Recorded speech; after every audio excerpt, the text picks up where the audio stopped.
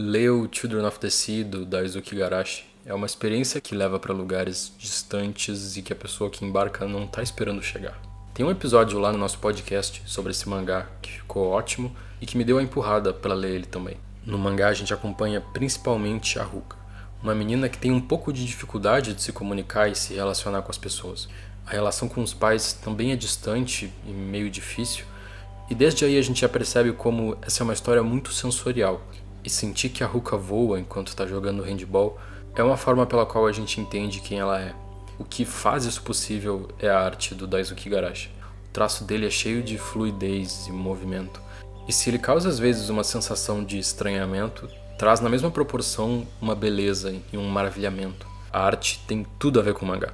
É difícil fugir das associações com água, então sim, a palavra que vem à cabeça é fluidez, e o estranhamento e a beleza da arte se ligam com o que o mar representa. Uma fonte de vida e beleza e realidades fantásticas de um lado, também uma fonte de medo, mistério e de profundidade antiga e desconhecida. A caracterização do mar nas suas várias faces é um dos temas do mangá, que muitas vezes, na ausência de falas, a arte traduz da melhor forma possível. É esse mar misterioso, mas que ao mesmo tempo parece já ser um velho conhecido, que está no centro de Children of the Sea e que chama a Ruka no início da história. Ela é expulsa do time de handball e sai vagando meio sem rumo pela cidade, até ouvir esse chamado, que se dá na forma de um brilho no aquário que o pai trabalha, que vai ser um prenúncio também da mudança de universo que ela vai passar daí pra frente. De voar nos céus, mesmo que tendo sempre as asas simbolicamente apertadas ou cortadas, para um mergulho no mar, onde ela conhece formas novas de voar. Céu e mar são símbolos muito importantes na história, e conhecendo eles, a Ruka também conhece ela mesma. É com o chamado para o mar que ela conhece o Umi e o Sora, duas crianças que foram criadas no mar e que estão envoltas nesse mistério de proporção gigante que está acontecendo em todo mundo. Todo esse mistério é até meio difícil de definir e colocar em palavras, e isso é parte do que é o mangá. Num nível mais objetivo, dá para dizer que tem peixes pelo mundo todo desaparecendo, cada vez mais eventos estranhos acontecendo no mar, tipo mudanças no canto das baleias, na migração de alguns peixes. Por vago que pareça, essa é a percepção da metade dos personagens do mangá. O Jin e o Anglad, que estudam as crianças e esses fenômenos estranhos no mar, oferecem principalmente a face científica e metodológica da percepção dos eventos da história. Eles representam uma parte mais objetiva da percepção do leitor em torno dos acontecimentos. Como uma personagem fala sobre um deles, a incapacidade de entender o que está acontecendo, tendo sempre uma força que puxa de volta quando ele está bem diante da verdade. E verdade aqui, entre aspas, porque o ponto é exatamente não perseguir uma verdade absoluta e racional. Isso já transparece no formato da narrativa. A história se estrutura em relatos. São 8 histórias em que os personagens se relacionam com o mar de alguma forma. Histórias com experiências e percepções absolutamente diferentes, que partem de realidades e compreensões de mundo totalmente diferentes. Children of the Sea é um pouco sobre contar histórias. As histórias têm poder. E mais do que um caráter de explicação ou de exposição, a ciência e a objetividade são definidas antes pela limitação, pelo que elas ocultam. Tem muito um comentário sobre a relação humana com o mundo e a autocompreensão do papel humano em relação aos outros seres. Um olhar muito atento sobre o paradigma moderno que separa natureza e cultura, humano e não humano, o que tem agência e subjetividade e o que é inerte e sem alma. Um paradigma que reserva ao natural uma relação só de dominação. Essa concepção é chacoalhada pelo mangá. Em várias culturas sequer existe palavras para natureza e sociedade, já que elas são vistas como coisas mutualmente dependentes. O autor repensa esses conceitos à medida que os personagens confrontam o lugar deles naquele mundo, naquela sociedade, e o lugar deles no universo.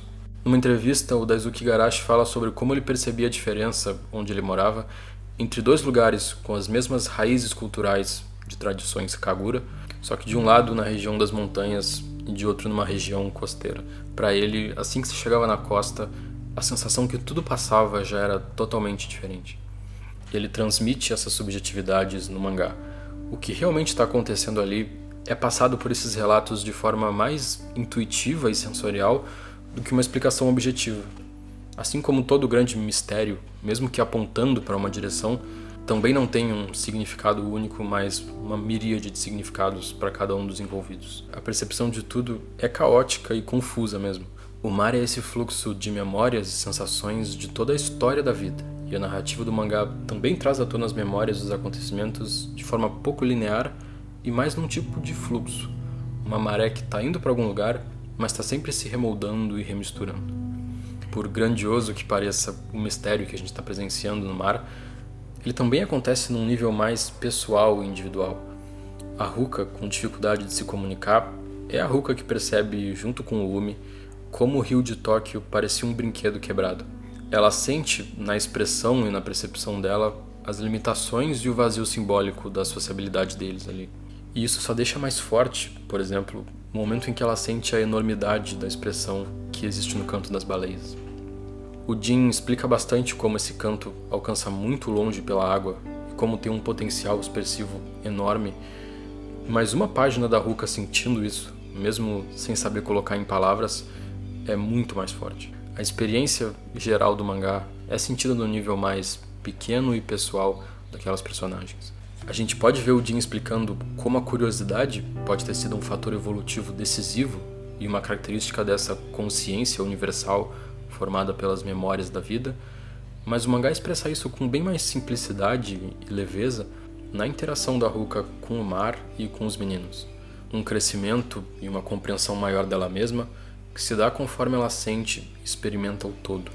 O anime parece que ficou lindo, mas o trabalho do autor no mangá é incrível, e essa parece uma história em que o caráter de exploração e curiosidade do virar a página e a sensação de mergulho diante de segurar o quadrinho, online também, mesmo que com uma interação e uma relação simbólica um pouco diferente, enfim, o viajar da leitura parece que tem tudo a ver com essa história.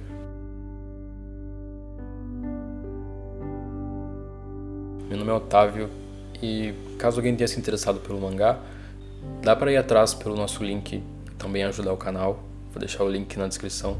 Dá uma olhada no podcast sobre o mangá também, que tá bem legal. E também na nossa campanha de apoio. Tem umas recompensas bem legais e ajuda a gente a manter o canal vivo.